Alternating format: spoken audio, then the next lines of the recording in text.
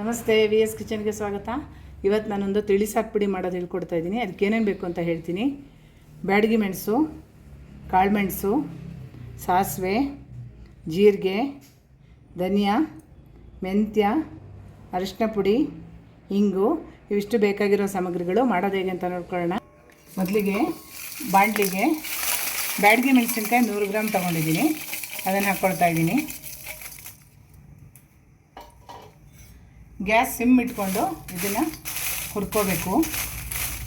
ಸ್ವಲ್ಪ ಚೆನ್ನಾಗಿ ರೋಸ್ಟ್ ಆಗೋ ರೀತಿ ಹುರ್ಕೋಬೇಕು. ಈಗ ಇದು ಸ್ವಲ್ಪ ರೋಸ್ಟ್ ಆಗಿದೆ. ಈಗ ಇದಕ್ಕೊಂದು 1/4 ಸ್ಪೂನಷ್ಟು ಎಣ್ಣೆ ಹಾಕ್ಕೋಬೇಕು, ಜಾಸ್ತಿ ಬೇಡ. ಈಗ ಇದನ್ನು ಇನ್ನೊಂದು 2 ನಿಮಿಷ ಹುರ್ಕೋಬೇಕು. ಚೆನ್ನಾಗಿ ಗರಿ ಗರಿ ಆಗೋ ರೀತಿ ಇದನ್ನು ಹುರ್ಕೋಬೇಕು. ನಾನೀಗ 5 ನಿಮಿಷ ಚೆನ್ನಾಗಿ ಗ್ಯಾಸ್ ಸಿಮ್ ಇಟ್ಕೊಂಡು ಹುರಿದಿದ್ದೀನಿ. ಈಗಿದು ಫ್ರೈ ಆಗಿದೆ.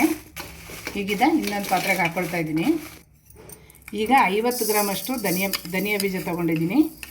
ಇದನ್ನು ಸ್ವಲ್ಪ ಫ್ರೈ ಮಾಡ್ಕೋಬೇಕು. ಸ್ವಲ್ಪ ಬಣ್ಣ ಚೇಂಜ್ ಆಗೋ ರೀತಿ ಚೆನ್ನಾಗಿ ಫ್ರೈ ಮಾಡ್ಕೋಬೇಕು. ನಾನು ಒಂದು 2-3 ತಿಂಗಳು ಸ್ಟೋರ್ ಮಾಡ್ಕೊಳ್ಳೋ ರೀತಿ ತಿಳಿಸಾರು ಪುಡಿ ತೋರಿಸ್ತಾ ಇದ್ದೀನಿ. ಇದನ್ನು ಸ್ಟೋರ್ ಮಾಡ್ಕೋಬೋದು.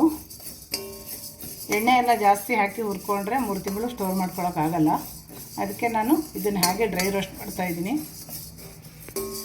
100 ಗ್ರಾಮ್ ಬ್ಯಾಡಗಿ ಮೆಣಸು ತೊಗೊಂಡಿರೋದ್ರಿಂದ 50 ಗ್ರಾಮು ಧನಿಯಾ ಕಾಳು ತೊಗೋಬೇಕು.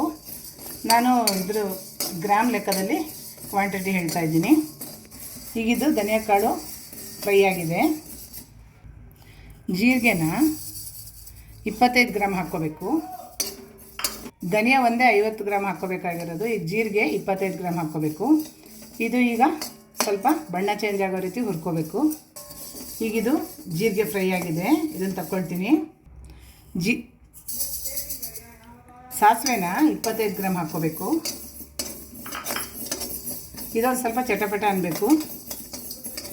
ಮೆಂತ್ಯ ಕಾಳು 25 ಗ್ರಾಮ್ ಹಾಕ್ಕೊಳ್ತಾ ಇದ್ದೀನಿ. ಇದು ಒಂದು ಸ್ವಲ್ಪ ಕೆಂಪಗಾಗಬೇಕು.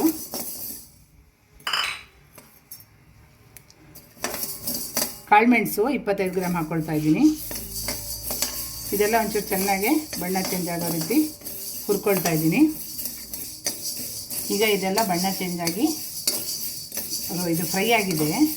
ಈಗ ಇದನ್ನು ತಗೊಳ್ತಾ ಇದ್ದೀನಿ. ಈಗ ಒಂದು 1/4 ಸ್ಪೂನ್ ಎಣ್ಣೆ ಹಾಕ್ಕೊಳ್ತಾ ಇದ್ದೀನಿ.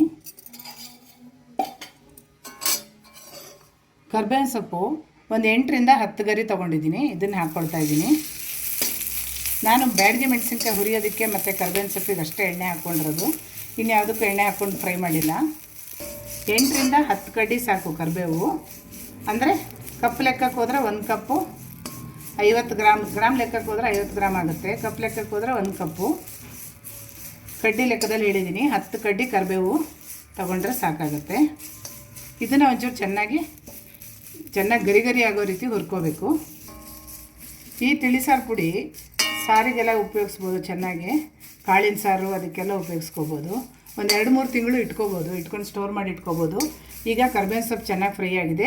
ಇದಕ್ಕೆ ನಾನು ಹಿಂಗೆ ಹಾಕ್ತಾಯಿದ್ದೀನಿ, ಒಂದು ಅರ್ಧ ಸ್ಪೂನಷ್ಟು. ಮತ್ತು ಅರಿಶಿನ ಪುಡಿ ಹಾಕ್ಕೊಳ್ತಾ ಇದ್ದೀನಿ 1 ಸ್ಪೂನಷ್ಟು. ಈಗ ಇದೆಲ್ಲ ಒಟ್ಟಿಗೆ ಹಾಕಿ ಒಂದು 5 ನಿಮಿಷ ಬಿಟ್ಟು ಪೌಡ್ರ್ ಮಾಡ್ಕೋಬೇಕು.